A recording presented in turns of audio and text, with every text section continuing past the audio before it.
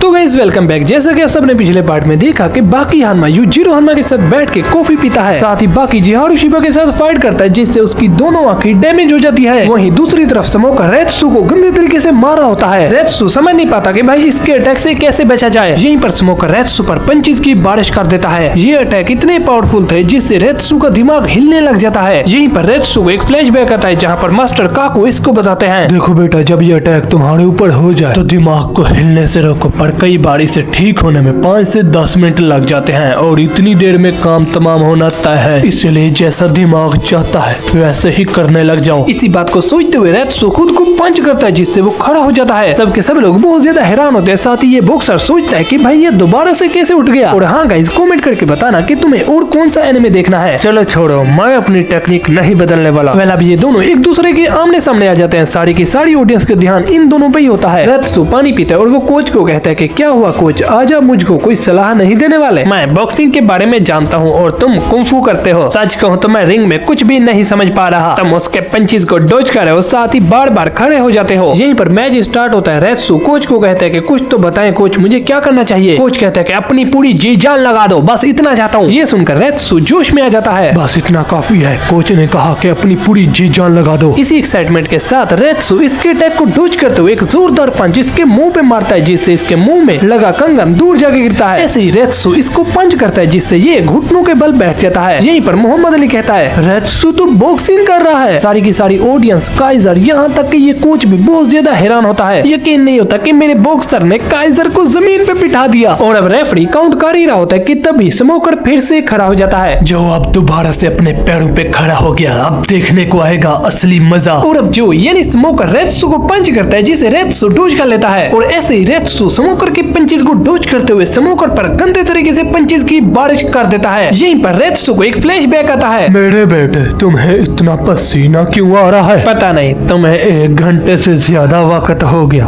पर तुम मुझे एक भी पंच नहीं मार पाए, क्योंकि मेरी जंपिंग टेक्निक एक ऐसी टेक्निक है जिसमें ऊपर से जैसे ही वार पड़ता है तो नीचे वाला बस डिफेंड कर सकता है। और इसी टेक्निक का इस्तेमाल करके रेत्सु ऊपर से सीधे स्मोकर पर अटैक करता है। जो मुझे लगता है कि आज तुम हारने वाले हो। पंच पड़ते ही स्मोकर जमीन पर गिर जाता है। सबके सब लोग बहुत ज्यादा हैरान होते हैं। 1 2 3 यहीं पर स्मोकर खड़ा हो जाता है। लगता है कि ये दोनों एक दूसरे की जान लेकर ही मानेंगे। स्मोकर जिस जोश के साथ आया था उसका ये जोश ठंडा पड़ रहा है। यही सही मौका है, ऐसा सोचकर रेत्सु इसको पंच कर देता है। यहीं पर स्मोकर इसको पंच करता है जिससे इसका सर हिल जाता है। रेत्सु अपनी जंपिंग टेक्निक का इस्तेमाल करता है। यहीं पर स्मोकर इसको पंच करता है। इसी के साथ स्मोकर रेत्सु पर गंदे तरीके से अटैक करने लग जाता है। रेत्सु खुद को डिफेंड करने की कोशिश में लगा होता है। यहीं पर रेत्सु बॉक्सर को पंच करता है जिससे वो भी इसको जोरदार पंच करता है। दोनों ही एक दूसरे को अच्छी खासी टक्कर दे रहे होते हैं। यह है असली स्मोकर जो की पावर। लोग सही कहते हैं भाई, स्मोकर जो से जीतना बहुत मुश्किल होता है। स्मोकिंग जो,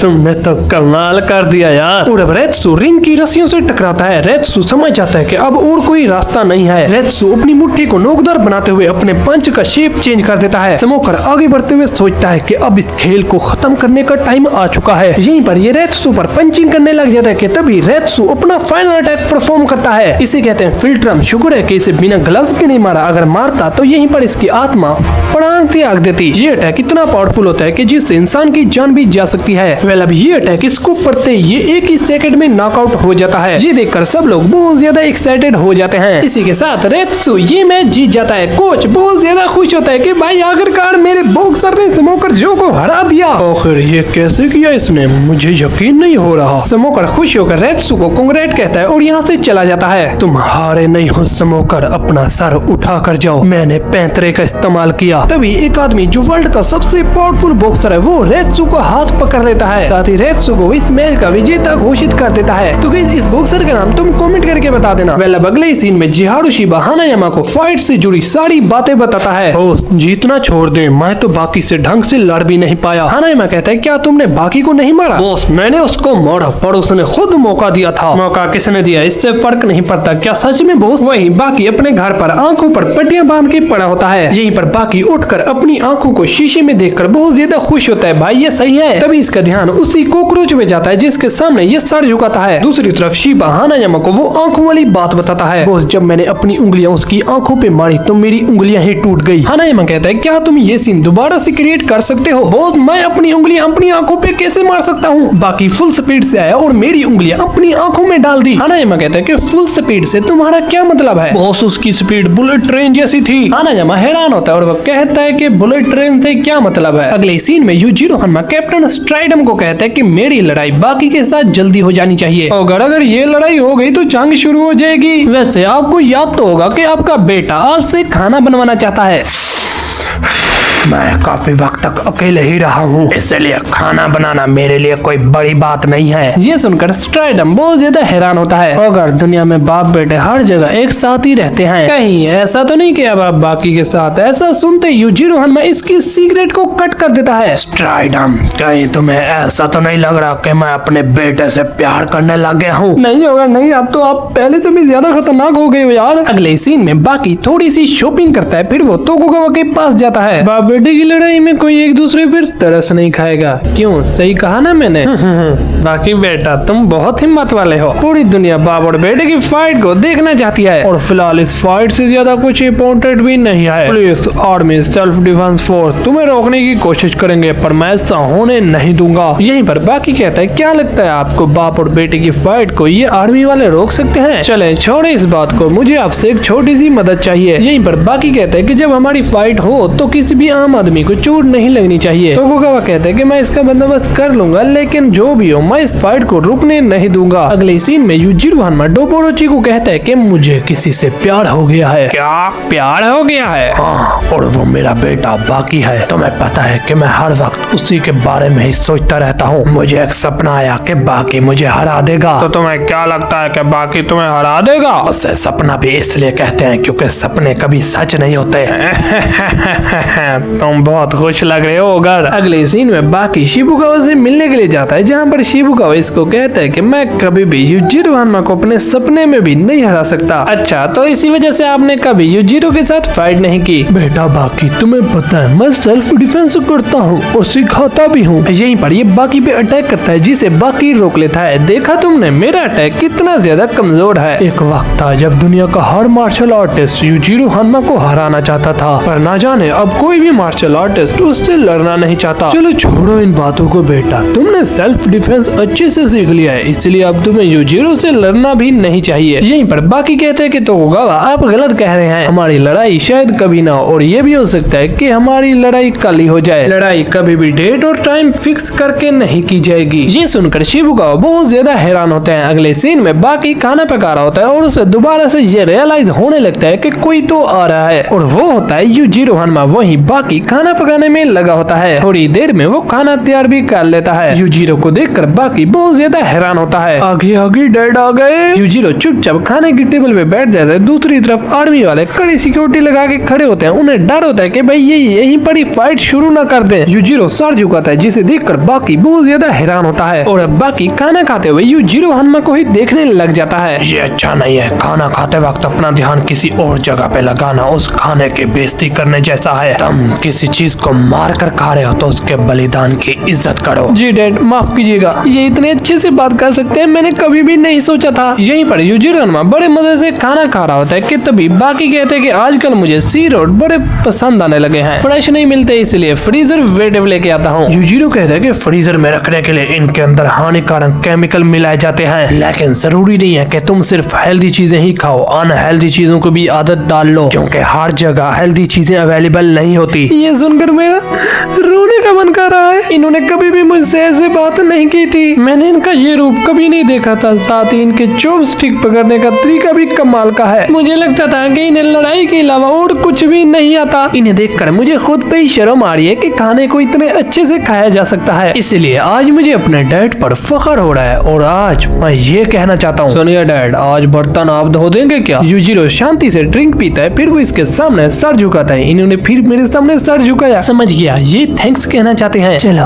अब बोल ही देता हूँ कि होंगे यूजिरो हन्मा दुनिया के सबसे ताकतवर इंसान, पर मेरे लिए नहीं। मैं क्यों डरूं? एक बेटा अपने बाप से बर्तन धोने के लिए नहीं कह सकता। चलो पूछ लेता हूँ, मत बोल, मारा जाएगा। सुनिए डैड, मैंने कह दिया आज बर्तन आप धो देंगे। आखिर मैंने कह दिया। समझ नहीं आ रहा कि आखिर ये कर क्या रहे हैं, जवाब क्यों नहीं दे रहे। फिर ये जैसे पीछे देखता है तो इससे पता चल जाता है कि आज भाई लगने वाले हैं मेरे। पर यूजिरो कुछ नहीं कहता, वो कहता है चलो रॉक पेपर सीजर खेल खेलते हैं, जो हारेगा वही बर्तन धोएगा। और अब रॉक पेपर गेम में ये बाकी ही जीत जाता है। मैं जीत गया और अभी ने बर्तन धोने ही होंगे। यहीं पर युजिरो हनुमा अपनी दोनों उंगलियां इसकी मुट्ठी में डालता है, जिससे इसको बहुत ज्यादा दर्द होता है और इसकी उंगलियां भी खुल जाती हैं। मेरे बेटे, दुनिया में कुछ ऐसी भी कैंचियां होती हैं जो पत्थर को भी काट सकती हैं। जीतने के बाद भी बर्तन मेरे को ही धोने पड़ गए। वहीं पुलिस वाले बाकी के घर पर नजर रख के खड़े होते हैं। अभी तक तो कोई हलचल नहीं हो रही कि तभी इन्हें युजिरो हनुमा दिखाई देता है कि तभी युजिरो हनुमा गायब होकर इनके सामने आ जाता है, जिसको देखकर ये बहुत ज्यादा डर जाते हैं। तुम लोग मेरे बेटे के घर पर नजर रख रहे हो। ऐसा कहकर युजिरो इस सोल्जर की ओर बढ़ता है। सोल्जर अपनी ढाल आगे करता है कि तभी युजिरो इसको हवा में उठा लेता है। तुम्हें सच में लगा कि तुम मुझे रोक लोगे? ऐसा कहकर युजिरो हनुमा इसको जोर से हिलाता है। चलो अब तुम लोग यहाँ से खिसको। अगली सीन में बाकी को एक फ्लैशबैक आता है, जहाँ पर युजिरो हनुमा इसको कहता है, हमेशा तुम ही मुझे अपने घर पर बुलाते हो, कल मैं तुम्हें कहीं बाहर ले चलूंगा, चलोगे ना? बाकी सोच में होता है कि कल मैं क्या पहनूं। और अब अगले दिन बाकी एक बड़ी सी बिल्डिंग के सामने खड़ा होता है, जहाँ पर उसे यकीन नहीं होता कि मेरे डैड इतनी बड़ी बिल्डिंग में रहते हैं। इतनी बड़ी बिल्डिंग में खाना खाना है और ना ही मेरे कपड़े अच्छे हैं और ना ही मेरे जूते। बाकी हनुमा, मैं आपका तहे दिल से स्वागत करता हूँ। आए अंदर चलते हैं। बाकी को रियलाइज होता है कि भाई ये होटल ही नहीं बल्कि यहाँ का खाना भी बहुत ज्यादा कीमती है। बाकी मैनेजर से युजिरो हनुमा के बारे में पता करता है, जहाँ पर मैनेजर इसको बताता है उन्हें चिकन और मटन कुछ खास पसंद नहीं, पर वो अलग अलग जानवरों का मीट बड़े शौक से खाते हैं। बाकी इस शीशे से बनी हुई दीवार को देखकर बहुत ज्यादा हैरान होता है। यहीं पर युजिरो आता है जो कहता है, मैनेजर मेरे बेटे को मेरी पर्सनल इन्फॉर्मेशन दे रहे हो? अरे नहीं सर जी, ये आपका बेटा है ना, इसलिए मैं इनको आपके बारे में बता रहा था। युजिरो हनुमा के सूट को देखकर बाकी हनुमा बहुत ज्यादा हैरान होता है। तुम ये क्या पहन कर आ गए हो? जैपनीज या चाइनीज खाना खाते वक्त एक सूट पहन कर जाना चाहिए। 18 साल के हो गए हो पर तुम्हें इतनी भी तमीज नहीं है। मुझे सिखाने वाला कोई नहीं था,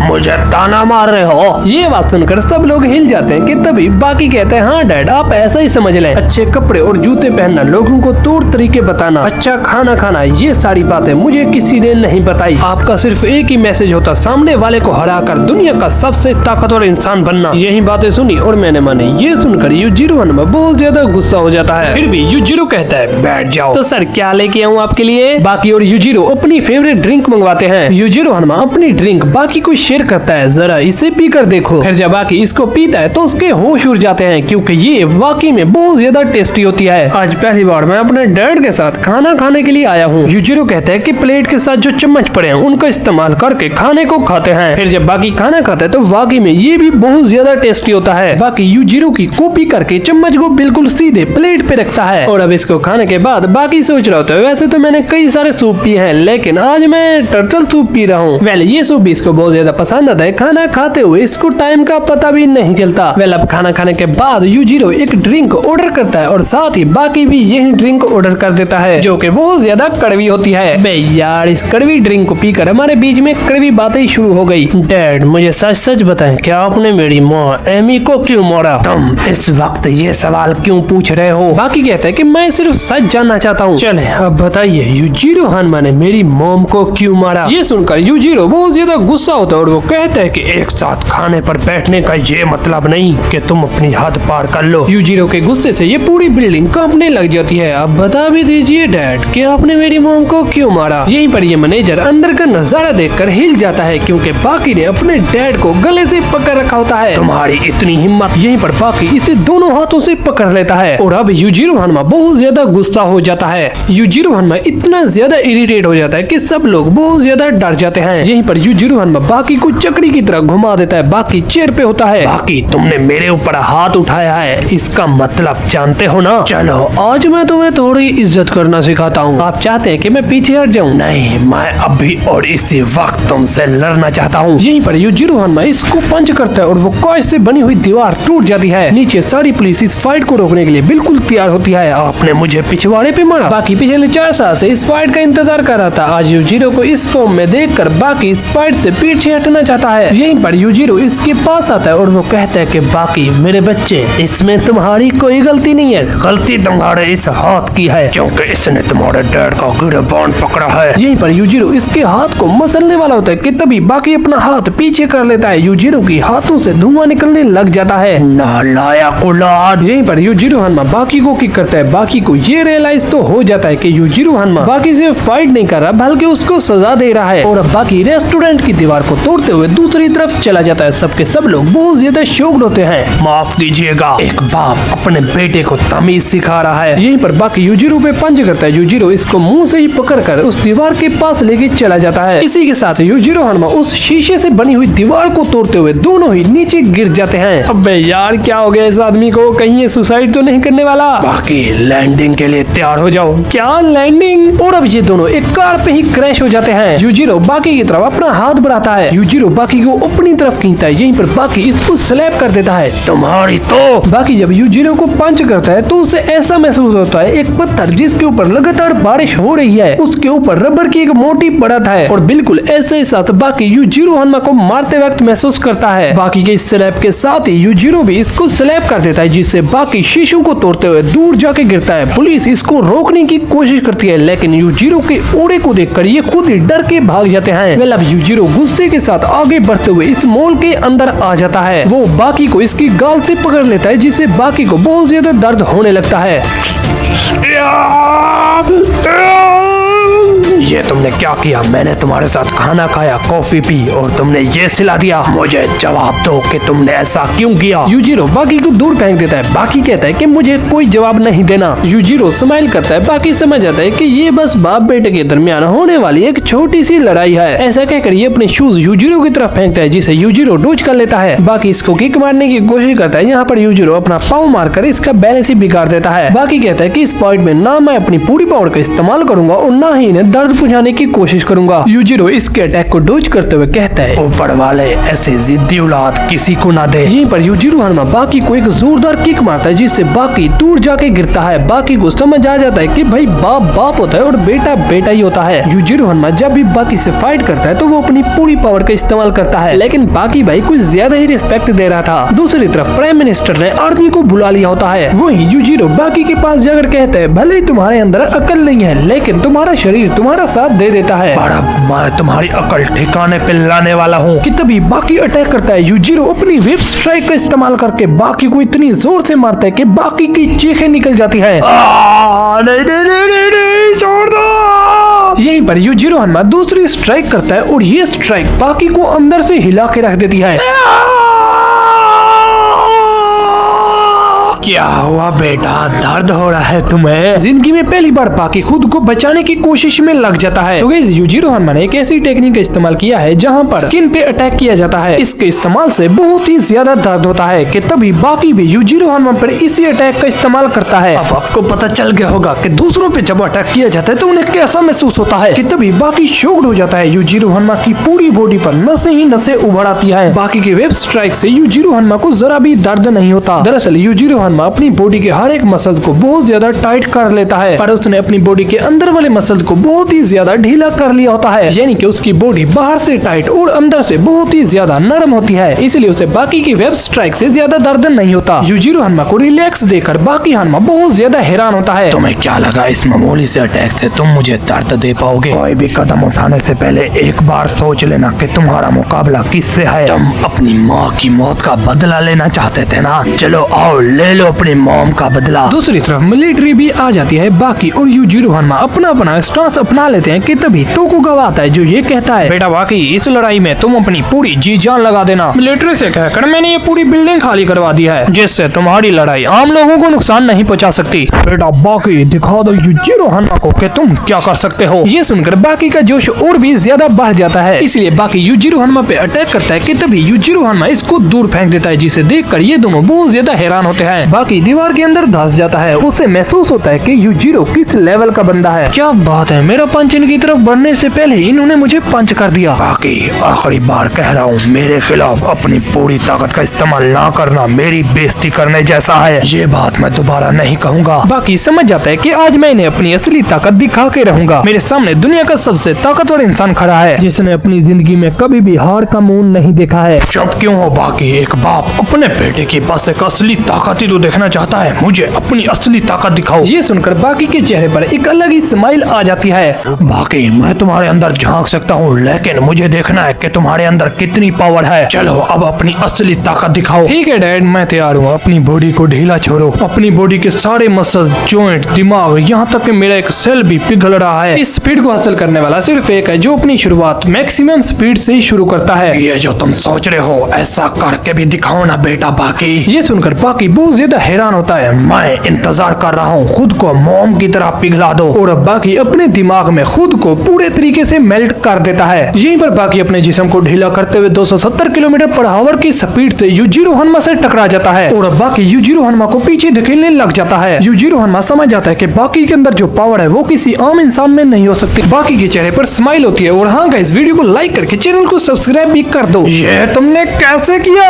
यहीं पर बाकी दोबारा से उसी टेक्निक का इस्तेमाल करता है। वो अपनी पूरी जी जान लगा देता है, लेकिन इस बार वो यूजिरो हनमा को हिला तक नहीं पाता। बाकी तुमने अपनी बॉडी को लिक्विड बनाकर जो स्पीड हासिल की है, ये तुमने कहां से सीखा है? आखिर कौन है तुम्हारे गुरु? बाकी मैंने कई ऐसे मार्शल आर्ट के साथ फाइट की है जो अपनी बॉडी को लूज तो कर सकते हैं पर उन्हें लिक्विड फॉर्म में तब्दील नहीं कर सकते। यहीं पर यूजिरो हनमा बाकी को उठाकर दीवार में दे मारता है। बाकी दीवार तोड़ते हुए दूर जाके गिरता है। तो गाइस, मैं तुम्हें दो ताकतवर इंसानों की कहानी सुनाता हूँ जो शायद तुमने सुनी होगी। टोक्यो के बीच में एक अंडरग्राउंड मार्शल आर्ट अरीना है जहाँ पर बड़े से बड़े फाइटर एक दूसरे के साथ फाइट करते हैं, बस ये देखने के लिए कि कौन है सबसे ज्यादा ताकतवर। यहाँ पर लड़ाई के नियम साफ हैं। पैरों के बीच में मारना, काटना, यहाँ तक कि आंखों पे वार भी करना, ये सब जायज है यहाँ पे। और इस अंडरग्राउंड अरीना का चैंपियन सिर्फ 17 साल का लड़का है, पर ये एक शख्स से बहुत ज्यादा डरता है जिसका नाम है यूजिरो हनमा, जिन्होंने दुनिया की हर एक चीज को हरा दिया, यहाँ तक अमेरिका जैसी सुपर पावर को भी हरा दिया। इन्हें हथियार की जरूरत नहीं पड़ती क्योंकि इनका जिस्म एक हथियार के बराबर है। बेटा अरीना का चैंपियन है और बाप दुनिया का सबसे ताकतवर इंसान, लेकिन इन दोनों में जरा भी नहीं बनती, इसलिए ये एक दूसरे से लड़ते झगड़ते रहते हैं। इसलिए लोगों को इनकी कहानी में बहुत ज्यादा दिलचस्पी है, इतनी दिलचस्पी कि कई बार ये खुद भी बहुत ज्यादा हैरान हो जाते हैं। यहीं पर यूजिरो हनमा बहुत ज्यादा शॉक्ड होता है क्योंकि इसके सामने लोगों को एक बहुत बड़ी तादाद होती है। सबके सब लोग यूजिरो हनमा को ही देख रहे होते हैं। यूजिरो को समझ नहीं आता कि भाई इतने सारे लोग कहां से आ गए। तभी बाकी दीवार से नीचे गिर जाता है। यहीं पर वो खुद को संभालता है। सबके सब लोग बाकी को चीड़प करने लग जाते हैं। बाकी तुम कमाल के हो, बाकी आ गया भाई, बाकी इन सब को देखकर बहुत ज्यादा हैरान होता है कि तभी ये सब लोग यूजिरो हनमा की तरफ इशारा करते हैं। इतने सारे लोग कहां से है? इसकी शुरुआत मीडिया वालों से होती है, जैसे अभी हो रही है। वेल ये मीडिया वाले उस होटल का सारा व्यू इंटरनेट पर फैला देते हैं। जैसा कि आप सब लोग देख सकते हैं कि मिलिट्री और पुलिस यहाँ पर आई हुई है। बाप और बेटा बिल्डिंग की टॉप फ्लोर से नीचे कूद गए और यही न्यूज होती है जिसे सुनकर पूरे शहर के लोग इसी जगह पर इकट्ठा होने लग जाते हैं। अभी तो और लोग भी आ रहे होते हैं क्योंकि वो लोग हमेशा से इस फाइट को देखना चाहते थे। ये सब लोग इन दोनों की वीडियोस बनाने लग जाते हैं। यूजिरो ने कभी सपने में भी नहीं सोचा था कि ऐसा देखने को मिलेगा। इतने सारे लोग एक साथ, और वो भी सिर्फ बाप बेटे की लड़ाई को देखने के लिए आए हुए हैं। यहीं पर यूजिरो नीचे उतरकर बाकी के सामने आ जाता है। दुनिया के सबसे ताकतवर इंसान एक दूसरे के आमने सामने खड़े हुए हैं। जाओ यहाँ से, अभी मेरा लड़ने का मूड नहीं है। पर मैं लड़ना चाहता हूँ, कहीं आप डर तो नहीं गए? शायद आपको ऐसा लग रहा है कि इतने सारे लोगों के बीच अगर आप हार गए तो आपकी बेइज्जती हो जाएगी। हमने लड़ाई यहाँ पे शुरू की है, इसलिए खत्म भी यहीं पे ही करेंगे। ये सुनकर यूजिरो का रिएक्शन कुछ ऐसा होता है, वही बाकी फाइट के लिए तैयार होने लग जाता है। यहीं पर बाकी अपनी मैक्सिमम स्पीड का इस्तेमाल करके यूजिरो हनमा पर 3 बार अटैक करता है, लेकिन वहाँ पर खड़े हुए लोगों को कुछ भी दिखाई नहीं देता। लोगों को बस इतना दिखाई दिया, बाकी हवा में उड़ा क्योंकि उसके पाँव से धूल उड़ी थी। ये सब लोग बहुत ज्यादा हैरान होते हैं, पर जब हम बाकी के हाथ पैरों को देखते हैं तो वो बहुत ज्यादा सूज गए थे। ये लोग समझ नहीं पाते कि भाई आखिर लड़ाई शुरू कौन करेगा। लड़ाई तो कब की शुरू हो चुकी है। यूजिरो कहते हैं कि ये मैंने तुम्हें सिखाया था, लड़ाई को रोकने के लिए दोनों का राजी होना जरूरी है। एक अगर पीछे हटता है तो सामने वाला अटैक करता है और इसलिए मजबूरन हटने वाले को भी अटैक करना पड़ता है। यहीं पर यूजिरो के मुंह से खून निकलने लग जाता है। इसका मतलब जो अटैक बाकी ने किया वो सफल रहा और अब यूजिरो हनमा भी इस फाइट के लिए बिल्कुल तैयार हो जाता है। सब लोग इनकी फाइट को ऑब्जर्व करने की कोशिश कर रहे होते हैं। बाकी खुद को लिक्विड फॉर्म में तब्दील करने लग जाता है कि तभी वो यूजिरो पे अटैक करता है जो कि फेल हो जाता है। यूजिरो जरा भी नहीं हिलता।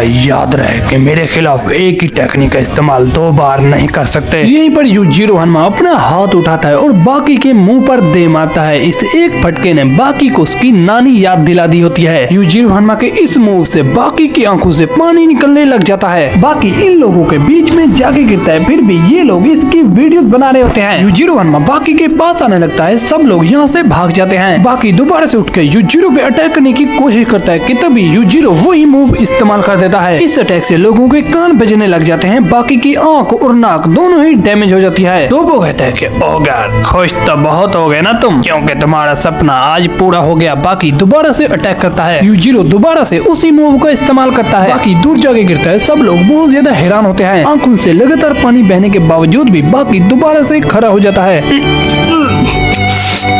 अब ये बाप बेटे की लड़ाई नया रूप लेने वाली है। और बाकी अपनी नाक से ब्लड को खारिज करता है। फिर वो अपनी आंखों पर भी हाथ मारता है, जिससे उसकी आंखों से निकलने वाला पानी रुक जाता है। खून रोकने का ये कुदरती तरीका होता है, जिसमें अगर आप किसी से लड़ाई करना चाहते हैं तो आपके जिस्म में केमिकल रिलीज होता है, जिससे खून बहना रुक जाता है। और बाकी भी फुल्ली तैयार होता है। चलो डैड, अब आएगा लड़ने में मजा। तो तुमने अभी तक हार नहीं मानी।